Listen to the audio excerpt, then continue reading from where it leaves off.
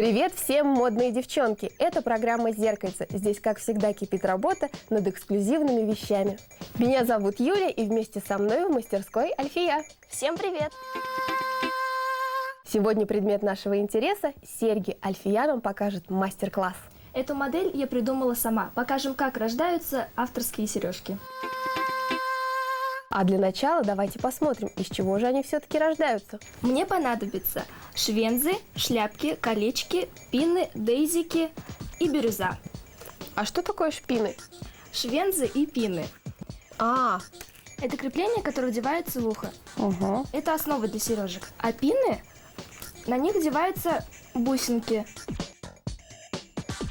Вот таким так. образом. Угу. Пины – это гвоздик, на который насаживается бусинка.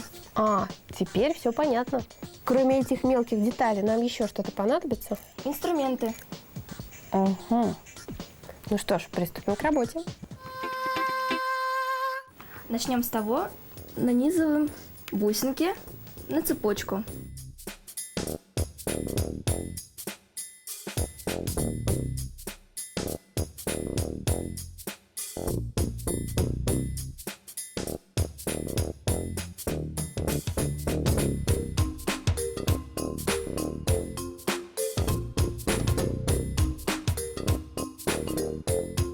Альфия помимо сережек занимается и другим рукоделием. Сейчас я вам покажу.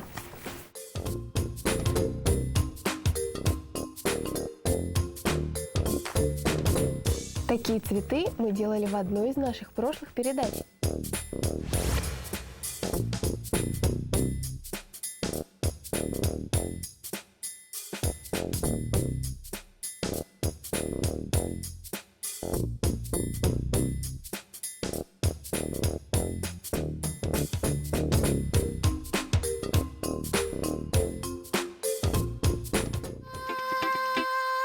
Я смотрю, уже ты приступила к другой работе. Да, наши сережки осталось прикрепить к основе. Это сделаем мы при помощи... Швенз и колечек. Как быстро и виртуозно у тебя получается. 7000 лет назад, когда первые серьги только-только появились, они могли много рассказать о владельце. Правда, некоторые и сейчас говорят, что форма этих украшений может указать на характер. Например, некоторые психологи считают, что серьги-кольца носят спокойные и уравновешенные барышни. Квадраты и ромбы – целеустремленные и уверенные. Овальные серьги – для нежных и ранимых, а треугольные – для будущих начальниц и лидеров. Слушай, а вот все эти детальки, их же нельзя купить в обычном магазине? Где ты их берешь? Их можно заказать в интернет-магазине. Уже все бусинки на цепочках.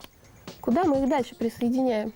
Мы присоединяем его к такому колечку. Оно сделано из слоновой кости. Это вот основание нашей сережки. Да. При помощи вот этих больших колечек, да? Угу.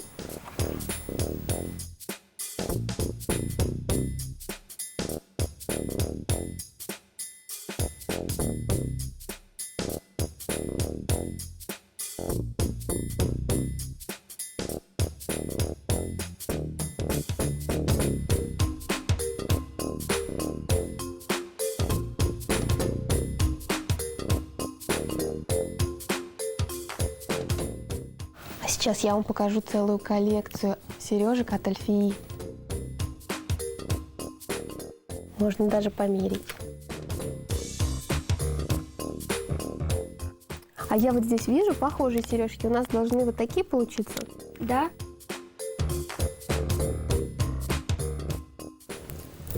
А вот эти интересные сережки, из чего они сделаны?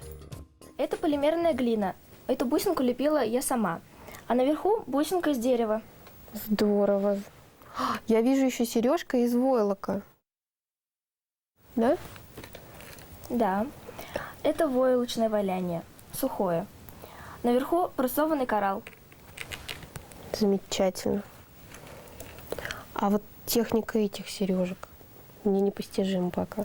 Это калейдоскоп. Тоже сделано из полимерной глины. Это все запекается в печке? Да. Потом лакируется и отшлифовывается. Здорово. Сейчас сережки в ушах можно увидеть у всех, от мала до велика, а раньше их носили только мужчины, и то не всегда как украшение. Например, в Древнем Египте серьги были признаком людей из высшего общества, а в Древнем Риме наоборот, их носили только рабы. В Средневековье они были верным признаком цыган и пиратов. Количество колец в ушах пиратов означало число захваченных кораблей.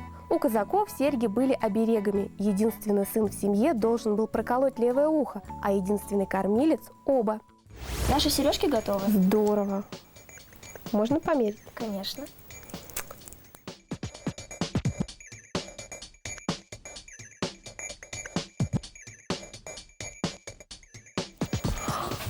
Супер! Все это сделано своими руками. Может быть, мы еще что-нибудь сделаем? Да, мы сделаем сережки из бронзы с хрусталем. Как интересно! Нам понадобится хрусталь, бусины рандель. Это такой барабанчик со стразами. Как они еще раз называются? Рандель. Рандели. Металлические шарики бронзового цвета и швензы. С женскими сережками дело обстояло куда проще, чем с мужскими. Дамы доверяли моде и собственному вкусу. На Руси носили серьги все девушки, от крестьянки до княгини. Но уши тогда еще никто не прокалывал. Украшения надевали за ухо с помощью оглобли из проволоки. Альфия, скажи, а сколько лет назад ты начала заниматься этим? Я занимаюсь этим уже 4 года. Как здорово! А у тебя есть еще какие-нибудь хобби, увлечения? Я занимаюсь вокалом.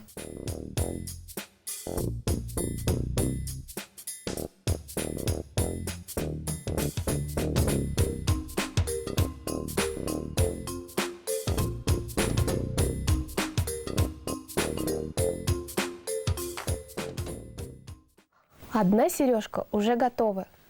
Хрусталик, медная рандель, рандель со стразами, медный шарик и Швенза. швенза.